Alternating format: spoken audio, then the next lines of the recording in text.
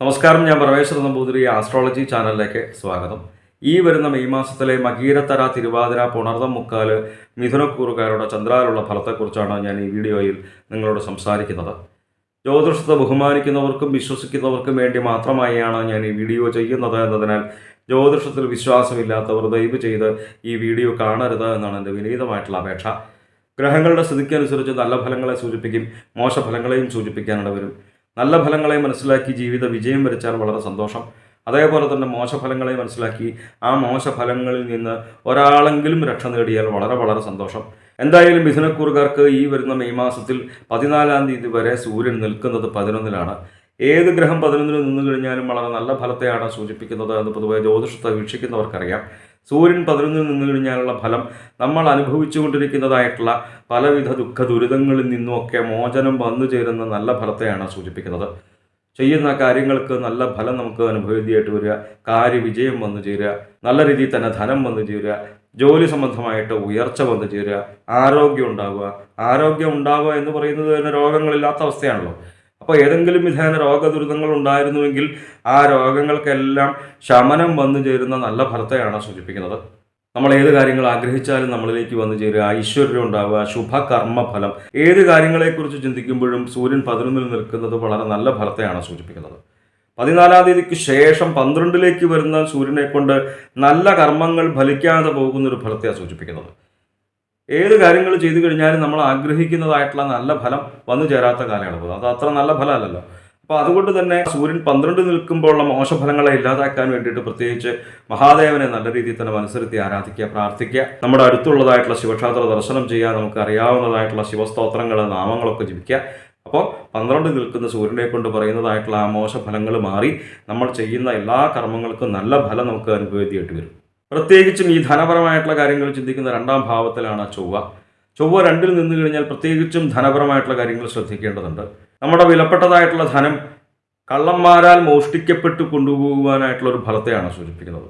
അപ്പോൾ അതൊന്ന് പ്രത്യേകിച്ച് ശ്രദ്ധിക്കുക. വിശേഷപ്പെട്ട രേഖകളും ധനവും ഒക്കെ പ്രത്യേകിച്ച് സൂക്ഷിച്ചു വയ്ക്കുക. അതേപോലെ തന്നെ ഈ പുതിയ കാലഘട്ടത്തിൽ നമ്മൾ ഈ ധനപരമായിട്ടുള്ള കാര്യങ്ങളെല്ലാം കൂടുതൽ കൈകാര്യം ചെയ്യുന്നത് ഓൺലൈൻ മുഖേനയായിട്ടാണല്ലോ.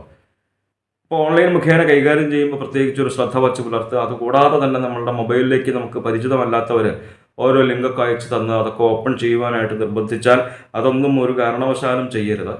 അങ്ങനെ ചെയ്തു കഴിഞ്ഞാൽ നമ്മളുടേതെന്ന് കരുതപ്പെടുന്നതായിട്ടുള്ള ആ മൊബൈൽ ഫോണിൻ്റെ ഉപയോഗം പിന്നെ അവരുടെ കയ്യിലേക്ക് എത്തപ്പെടും. അപ്പോൾ അങ്ങനെ നമ്മളുടെ വിശേഷപ്പെട്ട ധനവും നമ്മൾ മൊബൈലിൽ സൂക്ഷിച്ചു വച്ചതായിട്ടുള്ള രേഖകളും ഒക്കെ അവരുടെ കയ്യിലേക്ക് എത്തിപ്പെടുവാനായിട്ടുള്ള ഫലത്തെ സൂചിപ്പിക്കുന്നു. അപ്പോൾ അതുകൊണ്ട് തന്നെ ഈ കാര്യം പ്രത്യേകിച്ച് ശ്രദ്ധിക്കുക. അഗ്നി സംബന്ധമായിട്ടുള്ള പ്രവൃത്തികൾ ചെയ്യുമ്പോഴും ശ്രദ്ധിക്കേണ്ടതുണ്ട്. വെറുതെ ആലോചിച്ച് മനസ്സ് വിഷമിക്കുന്നതായിട്ടുള്ള ഒരു ഫലത്തെ സൂചിപ്പിക്കുന്നുണ്ട്. മനോവിചാര വ്യാധികൾ വന്നു ചേരുക. അപ്പോൾ 2 നിൽക്കുന്ന ചൊവ്വയെ കൊണ്ടുള്ള ആ മോശഫലങ്ങളെയും നമുക്ക് ഒഴിവാക്കേണ്ടതുണ്ട്. അപ്പോൾ അതുകൊണ്ട് തന്നെ മോശഫലങ്ങളെ ഇല്ലാതാക്കാൻ വേണ്ടിയിട്ട് പ്രത്യേകിച്ച് ഭദ്രകാളി ഭഗവതിയാണ് മനസ്സിരുത്തി ആരാധിക്കേണ്ടതും പ്രാർത്ഥിക്കേണ്ടതും. നമ്മളുടെ സമീപ പ്രദേശത്തുള്ളതായിട്ടുള്ള ഭദ്രകാളി ക്ഷേത്ര ദർശനം ചെയ്യുക, നമുക്കറിയാവുന്നതായിട്ടുള്ള ഭദ്രകാളി സ്തോത്രങ്ങൾ ജപിക്കുക, നാമങ്ങൾ ജപിക്കുക. അപ്പോൾ അങ്ങനെ ചെയ്തു കഴിഞ്ഞാൽ ഈ മോശഫലങ്ങളെ നമുക്ക് കുറയ്ക്കുവാൻ, ഇല്ലാതാക്കുവാനായിട്ട് സാധിക്കും. ഈ വരുന്ന മിഥുനമാസത്തിൽ ബുധന് 3 മാറ്റങ്ങളുണ്ട്. 7-ാം തീയതി വരെ 10-ലാണ്. അതിനുശേഷം 24-ാം തീയതി വരെ 11-ലേക്ക് വരും. 24-ാം തീയതിക്ക് ശേഷം 12-ലേക്ക് വരും. 10-ൽ നിൽക്കുന്ന ബുധനെ കൊണ്ടും 11-ൽ നിൽക്കുന്ന ബുധനെ കൊണ്ടും വളരെ നല്ല ഫലത്തെയാണ് സൂചിപ്പിക്കുന്നത്. 7-ാം തീയതി വരെ 10-ൽ നിൽക്കുന്ന ബുധനെ കൊണ്ട് ശത്രുപരമായിട്ടുള്ള ഒരു ഉപദ്രവങ്ങളും നമ്മളിലേക്ക് വന്നു ചേരാത്ത കാലയളവിനെ സൂചിപ്പിക്കുന്നു. പലവിധ സൗഭാഗ്യങ്ങൾ അനുഭവിക്കാനായിട്ടുള്ള യോഗം, ലൗകികങ്ങളായിട്ടുള്ള സുഖങ്ങൾ അനുഭവിക്കുക, ജോലി സംബന്ധമായിട്ടും ഉയർച്ച വന്നു ചേരുന്ന നല്ല ഫലത്തെയാണ് 7-ാം തീയതി വരെ ബുധൻ 10-ൽ നിൽക്കുമ്പോൾ സൂചിപ്പിക്കുന്നത്. 7-ാം തീയതി മുതൽ 24-ാം തീയതി വരെ 11-ൽ നിൽക്കുന്ന ബുധൻ നല്ല രീതിയിലുള്ള വാക്മാധുര്യത്തെ സൂചിപ്പിക്കുന്നു. നമ്മളുടെ വാക്കുകൾക്ക് ശോഭ വന്നു ചേരുക, നമ്മളുടെ വാക്കുകളെ മറ്റുള്ളവർ ഇഷ്ടപ്പെടുക, ബഹുധനലാഭം ഉണ്ടാവുക, പലവിധേന ധനലാഭം ഉണ്ടാവുക. ഒരു കാര്യത്തിൽ നിന്ന് മാത്രമല്ല, പലവിധങ്ങളായിട്ടുള്ള കാര്യങ്ങളിൽ നിന്ന് നമുക്ക് ധനം വന്നു ചേരുക. കുടുംബപരമായിട്ടും സുഖം അനുഭവിക്കുക. സ്ത്രീകൾക്കാണെന്നുണ്ടെങ്കിൽ നല്ല ഭർത്താവിനോടും കുട്ടികളോടും ഒക്കെ കൂടി സുഖമായിട്ട് വസിക്കുന്ന കാലയളവ്. പുരുഷന്മാർക്കാണെന്നുണ്ടെങ്കിൽ നല്ല ഭാര്യയോടും സന്താനങ്ങളോടും കൂടി സുഖമായിട്ട് വസിക്കുക. സന്താനങ്ങൾ നിമിത്തം തന്നെ സന്തോഷം വന്നു ചേരുക, കാര്യസിദ്ധി വന്നു ചേരുക, നിപുണത വന്നു ചേരുക.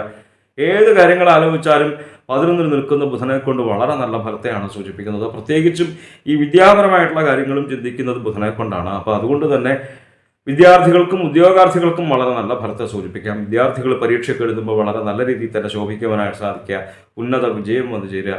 ജോലിക്ക് വേണ്ടിയിട്ട് ഇൻ്റർവ്യൂവിൽ പങ്കെടുക്കുമ്പോൾ വളരെ നല്ല രീതിയിൽ തന്നെ ഉദ്യോഗാർത്ഥികൾക്ക് ശോഭിക്കുവാനായിട്ട് സാധിക്കുക. വളരെ നല്ല ഫലമാണ് 11-ൽ നിൽക്കുന്ന ബുധനെ കൊണ്ട് സൂചിപ്പിക്കുന്നത്. 24-ാം തീയതിക്ക് ശേഷം 12-ലേക്ക് വരുമ്പോൾ അത്ര നല്ല ഫലമല്ല. 12-ൽ നിൽക്കുന്ന ബുധനെ കൊണ്ട് അസൂയാലുക്കളുടെ വർധനവുണ്ടാവാനായിട്ടുള്ളൊരു ഫലത്തെയാണ് സൂചിപ്പിക്കുന്നത്. ഈ വരുന്ന മെയ് മാസത്തിലെ ഏറ്റവും പ്രാധാന്യം നിറഞ്ഞതായിട്ടുള്ളൊരു ഫലം വ്യാഴമാറ്റം സംഭവിക്കുന്നുണ്ട്. ഇടവത്തിൽ നിൽക്കുന്നതായിട്ടുള്ള വ്യാഴം മിഥുനത്തിലേക്ക് വരികയാണ്. അപ്പം മിഥുനക്കൂറുകാരുടെ ഫലത്തെ സൂചിപ്പിക്കുമ്പോൾ 12-ൽ നിൽക്കുന്നതായിട്ടുള്ള വ്യാഴം ജന്മത്തിലേക്ക് വരികയാണ്. 12-ൽ നിൽക്കുമ്പോഴും വ്യാഴത്തെ കൊണ്ട് അത്ര നല്ല ഫലമല്ല, ജന്മത്തിലേക്ക് വരുമ്പോഴും അത്ര നല്ല ഫലമല്ല. 12-ൽ നിൽക്കുന്ന വ്യാഴത്തെ കൊണ്ട് 14-ാം തീയതി വരെ ഒന്ന് കഴിയുമ്പോൾ മറ്റൊന്ന് കഴിയുമ്പോൾ വേറൊന്ന്, ഓരോ കാര്യങ്ങൾ ചെയ്ത് കഴിയുമ്പോൾ തടസ്സങ്ങൾ വന്നു ചേരുക, വിഘ്നങ്ങൾ വന്നു ചേരുക, അത്ര നല്ല ഫലമല്ല 12-ൽ നിൽക്കുന്ന വ്യാഴത്തെ കൊണ്ട് സൂചിപ്പിക്കുന്നത്. ജന്മത്തിലേക്ക് വരുമ്പോഴും വ്യാഴത്തെ കൊണ്ട് നമ്മളുടെ വേണ്ടുന്നതായിട്ടുള്ള ബുദ്ധി തോന്നാത്തൊരു കാലയളവിനെയാണ് സൂചിപ്പിക്കുന്നത്. നമുക്കെല്ലാവർക്കും നല്ല ബുദ്ധിയൊക്കെ ഉണ്ടെന്നുണ്ടെങ്കിൽ പോലും ആ നല്ല ബുദ്ധി നമുക്ക് ആ വേണ്ട സമയത്ത് തോന്നണം, അല്ലേ?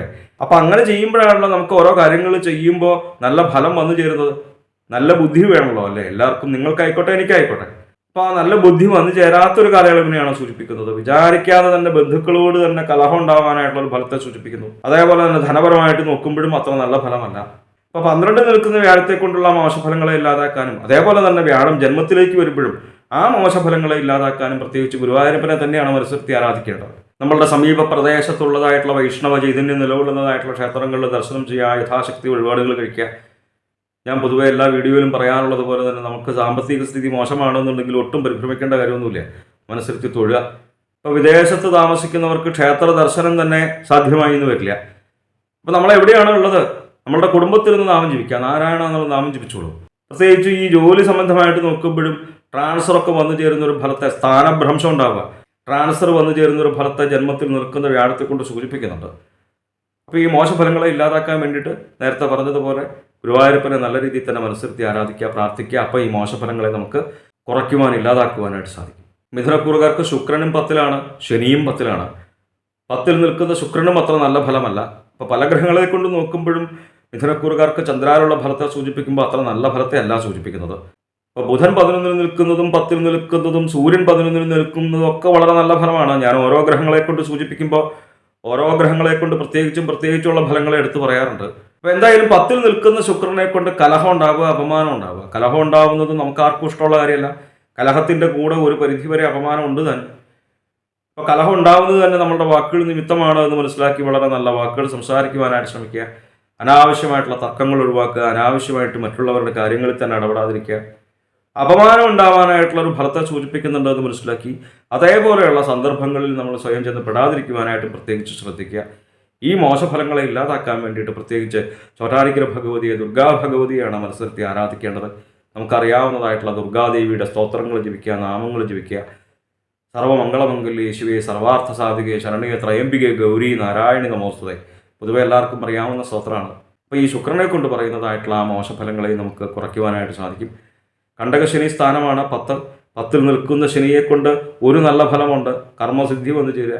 ചെയ്യുന്ന കാര്യങ്ങൾക്കൊക്കെ ഒരു പരിധിവരെ നമുക്ക് നല്ല രീതിയിൽ തന്നെ ചെയ്യുവാനായിട്ട് സാധിക്കുമെങ്കിൽ പോലും അതിനനുസരിച്ച് നമ്മളിലേക്ക് ധനം വന്നു ചേരാത്തൊരു കാലയളവിനെയാണ് സൂചിപ്പിക്കുന്നത്. അതേപോലെ തന്നെ ധനത്തിന് ചെലവും വന്നു ചേരുക. ഈ ഹൃദ്രോഗ സംബന്ധമായിട്ടുള്ള രോഗദുരിതങ്ങൾ അനുഭവിക്കുന്നവരുണ്ടെന്നുണ്ടെങ്കിൽ ഈ ശനി 10-ൽ നിൽക്കുന്നത് അത്ര നല്ല ഗുണപരമായിട്ടുള്ളൊരു ഫലത്തെ അല്ല സൂചിപ്പിക്കുന്നത്, പ്രത്യേകിച്ച് ശ്രദ്ധിക്കുക. അതേപോലെ തന്നെ വിദ്യയ്ക്കും യശസ്സിനും ഹാനി വന്നു ചേരുന്നൊരു ഫലത്തെ സൂചിപ്പിക്കുന്നു. കുട്ടികൾക്കൊക്കെ ആണെന്നുണ്ടെങ്കിൽ പഠിക്കാൻ ബുദ്ധിയൊക്കെ ഉണ്ടെന്നുണ്ടെങ്കിൽ പോലും പഠിക്കാൻ തോന്നാതിരിക്കുക. ശനി എന്ന് പറഞ്ഞാൽ മന്ദനാണ്. അപ്പോൾ എന്തായാലും ശനൈശ്വരായ നമഃ നാമം ജപിക്കുക. മഹാദേവനെയും അയ്യപ്പസ്വാമിയൊക്കെ മനസ്സിരുത്തി വിചാരിക്കുക, പ്രാർത്ഥിക്കുക. എന്തായാലും മിഥുനക്കൂറുകാരുടെ ഗ്രഹപ്പിഴ ദോഷ പരിഹാരങ്ങൾക്ക് വേണ്ടിയിട്ട് നമ്മൾ ചെയ്യുന്നതായിട്ടുള്ള നാമജപാദികളും ക്ഷേത്രദർശനാദികളും പുണ്യമായിട്ടുള്ള കർമ്മങ്ങളും തുടരുക. നമ്മളറിയാതെ തന്നെ നമ്മളിലേക്ക് വന്നു ചേരുന്നതായിട്ടുള്ള ആ ദുഃഖ ദുരിതങ്ങളെ നമ്മളുടെ നാമജപത്തിലൂടെ, ഈശ്വര സേവയിലൂടെ, പുണ്യമായിട്ടുള്ള കർമ്മങ്ങളിലൂടെ നമുക്ക് തന്നെ മറികടക്കുവാൻ, കുറയ്ക്കുവാനായിട്ട് സാധിക്കുമെന്ന് മനസ്സിലാക്കുക. ജ്യോതിഷ സംബന്ധമായ സംശയ നിവാരണങ്ങൾക്കായി നിങ്ങൾക്ക് എന്നെ 628 220 18 72 എന്ന നമ്പറിൽ വിളിക്കാം. 9497095577 എന്ന നമ്പറിൽ വാട്സപ്പ് ഉണ്ട്. വാട്സപ്പിൽ നിങ്ങൾക്ക് നിങ്ങളുടെ ജനിച്ച സമയവും സ്ഥലവും ഡേറ്റ് ഓഫ് ബർത്തും ഒക്കെ അയച്ചു തരികയാണ് എങ്കിൽ നിങ്ങളുടെ ഗൃഹസ്ഥിതി ഉണ്ടാക്കി ഇപ്പോഴത്തെ മഹാദശയും ദശാപഹാരവും നമുക്ക് മനസ്സിലാക്കുവാനായിട്ട് സാധിക്കും. നേരിട്ട് കാണുവാനാണെന്നുണ്ടെങ്കിൽ ചോറ്റാനിക്കര ഭഗവതിയുടെ പടിഞ്ഞാറേ നടയിൽ ബൈപ്പാസിന് സമീപമുള്ള ജ്യോതിഷാലയത്തിൽ വരാവുന്നതാണ്. 628 220 18 72 എന്ന നമ്പറിൽ മാത്രം വിളിക്കുവാനായിട്ട് ശ്രമിക്കുക. നന്ദി, നമസ്കാരം.